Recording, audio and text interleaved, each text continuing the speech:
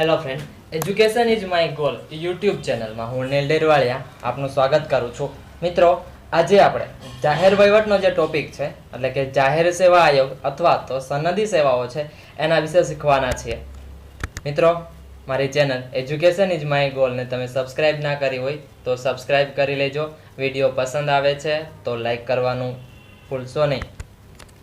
જાહેર સેવાનો જે વિકાસની વાત કરીએ, 1854માં લોર્ડ મેકોલોની અધ્યક્ષતામાં કમિટી ઓન ઇન્ડિયન સિવિલ સર્વિસીસની રચના કરવામાં આવી, જેણે સૌપ્રથમ ICS ઇન્ડિયન સિવિલ સર્વિસની પરીક્ષાની ભલામણ કરી હતી.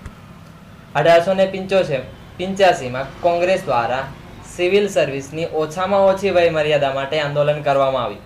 1926માં ભારત સેક્રેટરી દ્વારા 4 સભ્ય અને 1 અધ્યક્ષતાવાળી જાહેર સેવા આયોગની સ્થાપના કરવામાં આવી. તેના સૌપ્રથમ અધ્યક્ષ હતા સર રોઝ બાર્કર. આઝાદી બાદ બંધારણ અમલમાં આવતા ઈસવીસન 1950માં ભારતીય સિવિલ સેવાનું સ્થાન ભારતીય વહીવટી સેવાએ લીધું. ત્યારથી તેને સંઘ જાહેર સેવા આયોગ એટલે કે UPSC કહેવામાં આવે છે. જાહેર સેવાનું સ્વરૂપ કઈ રીતે હોય? 3 પ્રકારની સેવાઓ છે: અખિલ ભારતીય સેવાઓ, કેન્દ્રીય સેવાઓ, રાજ્ય સેવાઓ.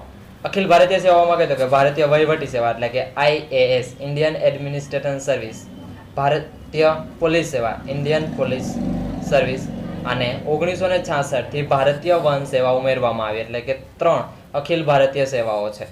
કેન્દ્રીય સેવાઓ, ભારતીય ઇજનેરી સેવાઓ કુલ 58 પ્રકારની છે.